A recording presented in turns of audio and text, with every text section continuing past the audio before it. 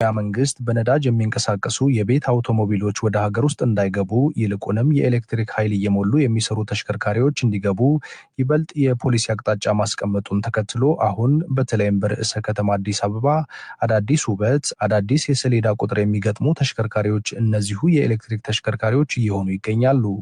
መንግስት የአየር ንብረት ብክለትን ለመቀነስ ከፍተኛ የሚባለውን የነዳጅ ፍጆታ ወጪን ለማጣጣም የሰጠው ትኩረት የዚህ መነሻ መሆኑ ቀደም ብሎ የተገለጸ ሲሆን በጥቂት ዓመታት ውስጥ ወደ 100,000 የሚጠጋ የኤሌክትሪክ ተሽከርካሪ ኢትዮጵያ ውስጥ መኖሩን ሚያዝያ 2 ቀን 2017 ዓ.ም አንድ የግል ድርጅት በሀገር ውስጥ የተመረቱ በኤሌክትሪክ የሚንቀሳቀሱ ባለ 2 እና ባለ 3 ጎማ ተሽከርካሪዎችን ለገበያ ማቅረቡን ባስታወቀበት ወቅት ንግግር ያደረጉት የኢንዱስትሪ ሚኒስትር ዴኤታ ታረቀኝ ቡሉልታ ገልጾ ነበር። 100,000 የሚጠጉ በተለያየ ደረጃ የሚጠቀሱ በኤሌክትሪክ የሚሰሩ ተሽከርካሪዎች እንደ ሀገራችን አሉ። የተለያየ የማምረት አቅም ነው ያለው። አሁን የማምረት አቅማችን ስናይ ባለ 2 ጎማ እና ባለ 3 ጎማ ተሽከርካሪ ወደ 63,900 የሚጠጉ ተሽከርካሪዎችን በአመት ማምረት እንችላለን። ቀላል መኪኖችን ወደ 1,200 የሚጠጉ መኪኖችን በአመት ማምረት እንችላለን። ሚኒባስ እና አውቶቡስን 3,500 ያልዘለሉትን በአመት ማምረት እንችላለን።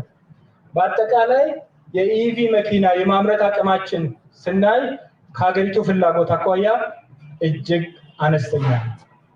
አነስተኛ የትራንስፖርት እና ሎጂስቲክ ፍላጎታችን እጅግ ከፍተኛ ነው። ነገር ግን ሀገር ውስጥ በመገጣጠምም ሊሆን ይችላል፣ ሙሉ በሙሉ በማምረትም ሊሆን ይችላል። እስካሁን እየገነባን የመጣናቸው አቅሞች አነስተኛ ናቸው።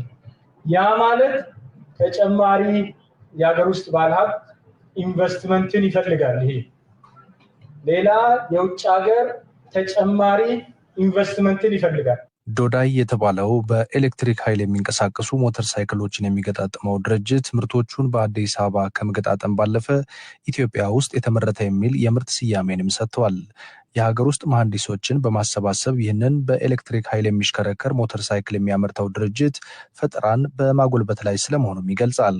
ከሞተር ብስክሌቶች ባሻገርም መጪው ጊዜ የኤሌክትሪክ ነው በሚል በሞተር ሳይክሎች የጀመረውን ጉዞውን ወደ የባለ 3 ጎማ ተሽከርካሪዎችም የማምረት ውጥን ይዟል።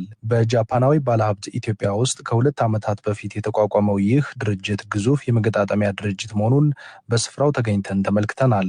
የድርጅቱ ምክትል ዋና ስራ አስኪያጅ ህሊና ለገሰ እስካሁን 1,015 የኤሌክትሪክ ሞተር ሳይክሎችን ድርጅታቸው ገጣጥሞ ለገዢዎች በማቅረብ መንግስት የያዘውን የረጅም ጊዜ እቅድ የማገዝ ሂደት ላይ መሆናቸውን ነግረውናል። ማቴሪያሎቹን ኢምፖርት አድርገን እዚሁን ተገጣጥመው ፋብሪካችን ላይ ተገጣጥመው ነው የሚሸጡት። እዚህ ወደ ኃይሌ ጋርመንት አካባቢ ድርጅቱ ከተጀመረ ጀምሮ በአጠቃላይ አሁን ወደ 60 የሚሆኑ ሰራተኞች አሉ። ፕሮዳክሽን ላይ የሚሰሩት ሰራተኞቻችን ኢኒሻሊ ከውጭ ሀገር ካስመጣናቸው ቴክኒካል ኤክስፐርቶች ጋር አብሮ በመስራት የአሴምብሊ ቴክኒኩን ተምረው በዛውም ልክ ሪፔር እና ሜንተናንስን ስኪሎቻቸውን አዳብረው ራሳቸው በሎካል ታለንት ብቻ አሴምብል እየተደረገ ነው ወደ ማርኬት እየቀረበ ያለው። መንግስታዊው የቴሌኮም ኩባንያ ኢትዮ ቴሌኮም ለኤሌክትሪክ ተሽከርካሪዎች የኃይል መሙያ ከገነባቸው መሰረተ ልማቶች የመጀመሪያው አዲስ አበባ ውስጥ ከመገናኛ ወደ ቦሌ መስመር ከኢምፔሪያል አለፍ ብሎ በስተግራ በኩል ይገኛል። በዚህ ስፍራ ብዙ ተሽከርካሪዎች ኃይል ሲሞሉ ይታያል።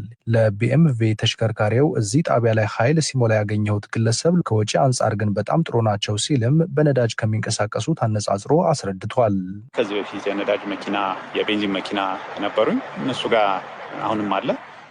የነሱ የዕለት ተዕለት ወጪ ወይም ደግሞ በሳምንት ማውጣት ወጪ እና ይሄን ኦልሞስት በነዳጅ በሳምንት የሚወጣው የዚህ የ3 ወር ምናምን ወጪ ኦልሞስት ኢቭን የዚህ የ3 ወር ወጪ ያንሳል ማለት ኦልሞስት ወጪ የለውም ማለት ኤሌክትሪክ ነው ቤት ላይ ቻርጅ ስለምናደርገው ብዙ የለውም። ሜቢ እንግዲህ እንደዚህ የውጭ ኮመርሻል የምናደርገው ከሆነ አንደኛ ያው አትራፊም ስለሆነ ድርጅቱ ይጨብርብ ይሆናል። ሁለተኛም ደግሞ አይ ቲንክ ፋስት ቻርጀር መኪናም ይጎዳል የሚል ተደጋጋሚ ከባለሙያዎችም ስለሰማሁኝ ምርጫ አይደለም ፋስት ቻርጂንጉ።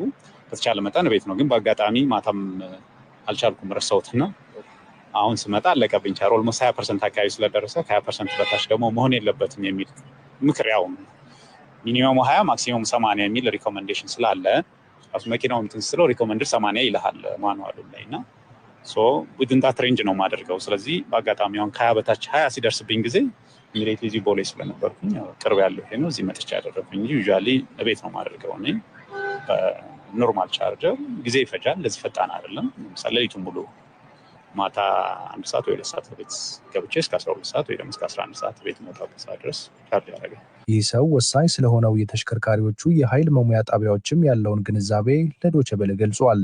ለምሳሌ አንድ ህንፃ ያለው ሰው ይሄ ብቻ አይደለም፣ ህንፃ ቤዝመንቱም ፓርኪንጉን እንደ ቻርጂንግ ስቴሽን ቢጠቀምበት አንደኛ የገቢ ምንጭ ነው፣ ሁለተኛ መኪኖቹም ራሱ ማታ ቻርጅ ሳላደርግ ምናምን ብሎ እንትን አይልም። እዛ ፓርኪንግ ያደረገው ምክንያቱም ቢሮ ውስጥ የሚቀመሰው ብዙ ጊዜ እንደው ቢያንስ 4 ሰዓት ምናምን ኮንቲኒየስ ይቀመጣል ኦን አቨሬጅ። አንዳንዱ ሙሉ ቀንም ምሳዛው የሚል ከሆነ ጠዋት 2 ሰዓት የገባ እስከ 11 ሰዓት ሊቀመጥ ይችላል። እንደሱም አይነት አማራጮችን መጠቀም ይቻላል። መኪናም ሳይጎዳ በስሎ ቻርጂንጉ ማለት ነው፣ የፋስት ቻርጂንጉ ስለማይመከር ማለት መኪና ሳይጎዳ ቤት እንደምታደርገው እንደዛ ማድረግ ይቻላል። አሁን ቤቴ ለእኔ ምንም የቸገረኝ ነገር የለም እስካሁን ድረስ። አንዳንዴ ሀይሊት ሲዋዥቃል አይደል፣ እሱ ጋር ተያይዞ የሚመጡ ችግሮች ሊኖሩ፣ ከዛ ውጭ ግን ፋይን። ጠቅላይ ሚኒስትር አብይ አህመድ ኢትዮጵያ ለነዳጅ ከፍተኛ ድጎማ እንደምታደርግ በመጥቀስ የነዳጅ ተሽከርካሪዎችን ለማስገባት ያለው ፍላጎት በመንግስት ደረጃ መቀነሱን ደጋግመው ጠቅሰዋል። የኤሌክትሪክ ተሽከርካሪዎች አንድም ለነዳጅ የሚወጣውን ከፍተኛ የውጭ ምንዛሬ ለመቀነስ፣ በሌላ በኩል የአየር ንብረት ብክለትን ለመከላከል ሲባል ይሄኛው መንገድ በእጅጉ ተመራጭ ስለመሆኑ የኢንዱስትሪ ሚኒስትር ዴኤታው ታረቀኝ ቡሉልታ ተናግረዋል።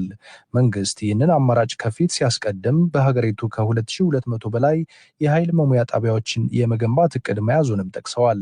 እንደ ሀገር ለአሁን የሚያስፈልጉን ወደ 2226 የሚሆኑ የኢቪ ቻርጀር ያስፈልጉናል።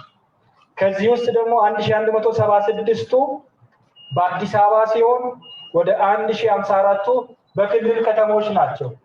ይሄ ተለይቷል። ስለዚህ ቀድመን አሁን መኪና የሚመርት ባለ 2 እግር፣ ባለ 3 እግር፣ ባለ 4 እግር የሚመረት መኪና እንዳለ ሆኖ በተለይ ፈጣን ቻርጅ የምናደርገውን መሰረተ ልማት የማስፋቱ ኢንቨስት የማድረጉ ይሄን የኢንቨስትመንት ክፍተትን በተለይ የግሉ ባለሀብት ሊሞላው ይገባል። እንደ መንግስት የኢቪ ካር በስትራቴጂው ላይ ልዩ ድጋፍ እንደሚደረግለት ያስቀምጣል። ትልቁ ማነቆ የሆነው የፋይናንስ አቅርቦት ነው። እንዲህ ያለው የመንግስት ውሳኔ ዶዳይን ለመሰሉ አዲስ አበባ ውስጥ ሞተር ሳይክል ለሚገጣጠሙ ኩባንያዎች ትልቅ እድል ይዞ መጥቷል። የድርጅቱ ምክትል ስራ አስኪያጅ ህሊና ለገሰም ይህንኑ አረጋግጠዋል። እንደ ድርጅት እዚህ የመጣ ነው ሎንግ ተርም ፕላን ይዘን ነው።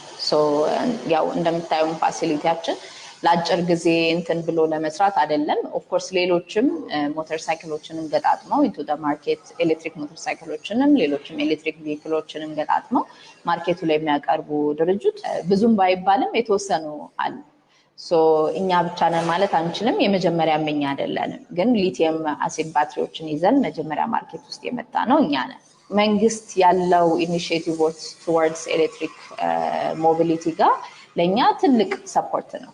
ምክንያቱም ብዙውን ነገር አዲስ ፕሮዳክት እንደመሆኑም አዲስ ለሰውም ኢንትሮዲውስ ለማድረግ አንደርስታንዲንግን ለመፍጠር ያሉትን ነገሮች ቅድም እንዳልኩት በብዙ መንገድ ፑሽ ለማድረግ ጠቅሞናል የመንግስት አቋም ማለት ነው።